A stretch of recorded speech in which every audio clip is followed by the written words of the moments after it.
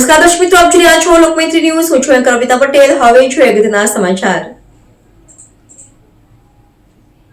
આજે પવિત્ર ચૈત્રી નવરાત્રીની આઠમને પગલે માઈ મંદિરમાં દર્શનાર્થીઓની ભીડ ઉમટી હતી. હાલમાં પવિત્ર ચૈત્રી નવરાત્રી ચાલી રહી છે, જે અંતર્ગત આજ રોજ આઠમ નિમિત્તે વડોદરા જિલ્લાના પાદરા તાલુકાના રણુ ગામે માતાજીના દર્શને ભક્તોનો ઘસારો જોવા મળ્યો હતો.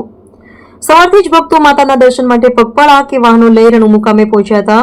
માં તુલજા ભવાની માતાના મંદિરે આરતી સમયે દર્શન કરી આશીર્વાદ મેળવ્યા હતા. મંદિર ટ્રસ્ટ દ્વારા હજારો દર્શનાર્થીઓ માટે વિશેષ વ્યવસ્થા ગોઠવવામાં આવી હતી. Bureau report, Lokmaitri news, Vadodara. આજે ચૈત્ર સુદ આઠમ અને આવતીકાલે નોમ માના સાનિધ્યમાં ખૂબ ભક્તો ઉત્સાહ સાથે ઉજવી રહ્યા છે. બંને દિવસ માના સાનિધ્યમાં હવનનો કાર્યક્રમ રાખે છે અને બંને દિવસ આજે બપોરે એટલે સવારે 10થી લઈને 4 વાગ્યા સુધી હવન છે. આવતીકાલે સવારે 8થી લઈને 1 વાગ્યા સુધી માના સાનિધ્યમાં હવન છે.